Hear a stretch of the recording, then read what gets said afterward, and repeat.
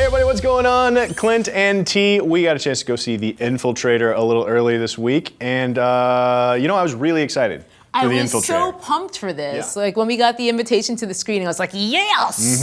Drugs and sex and maybe even some titties. And going into it delivered on all of those things. The very first music cue of the movie is Tom Sawyer by Rush, and I was like, all right. Yeah, just like, I'm on board. Any movie that starts with Tom Sawyer by Rush, I'm in. Yeah. You have so much rope with me. I actually settled into my chair once I heard Tom, so I was just like, all right, this is gonna be good. Yeah, we were at a really weird screening room too that more or less had couches for everybody, so I was like, I couldn't quite commit to just laying down because I was trying to be a professional or whatever, but I really should have.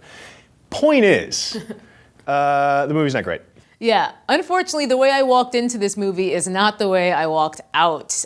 We were really hoping to come on here and give you guys a positive review because anything that is slightly critiquing of a movie does not go over well these days. And just to back it up real quick, in case you're not aware of The Infiltrator, it is the story of, in the mid-'80s, the undercover customs official. He works for the customs department, going undercover to bring down Escobar, essentially. And he'd work his way up to Pablo Escobar and bring down the cocaine and money laundering practices in the criminal underworld of the United States in the mid-'80s. Right. And this particular operation focuses on going through the money rather than the drugs because they're finding that the various federal agencies trying to bring down Escobar are just inciting more violence by going after the drugs. So they're like, well, why don't we try to follow the money instead? And that's sort of the crux of what this entire operation is in the movie. I really imagine that this is a fascinating story. The book.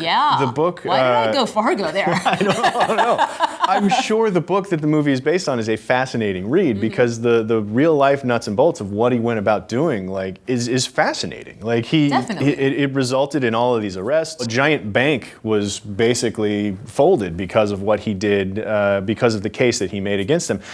It's just that the movie just didn't translate any of that urgency. It didn't translate any. I mean, you knew that at any point somebody could come up and shoot him. Right, but there's I'm sorry, go ahead. No, it's fine, because I think I might have been done, because that was the end of the consequences in the movie. It's like you're left with this feeling like, hey, somebody might shoot him.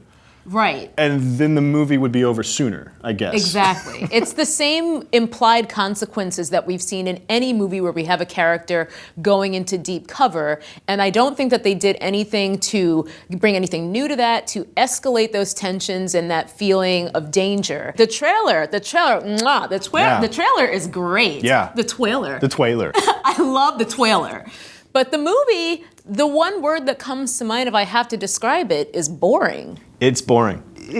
Cranston is good. Cranston's solid Cranston. Good, not great, though. I feel like I've seen better Cranston many times. Here's why I think we've seen better Cranston, because the consistency of his character was not a factor.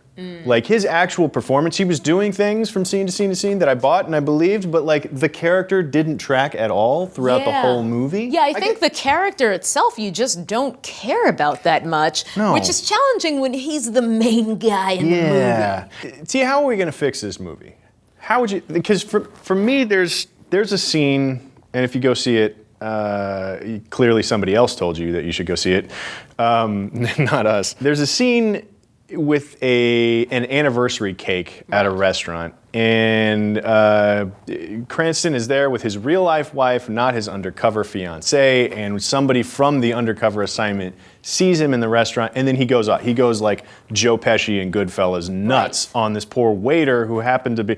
It's the point of the scene is to show his real life wife the life that he leads undercover.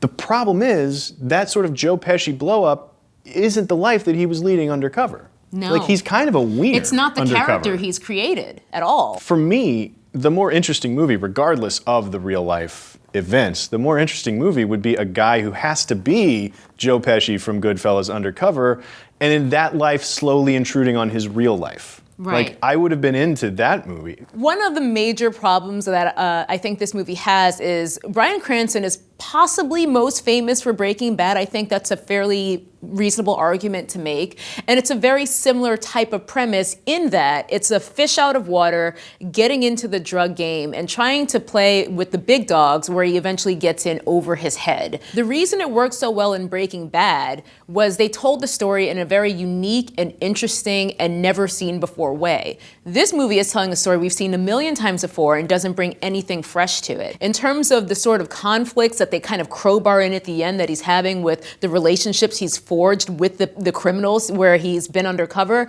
I mean, just watch Donnie Brasco does a far better job of painting those sort of tensions and making you feel for the character. And that's the only thing that Donnie Brasco is about. Yeah. Like, that is the thing. This is about the sort of the mechanics of how he brought the crime family down. Maybe that's where it falls short. Maybe they were far too faithful to just like telling it actually as it happened.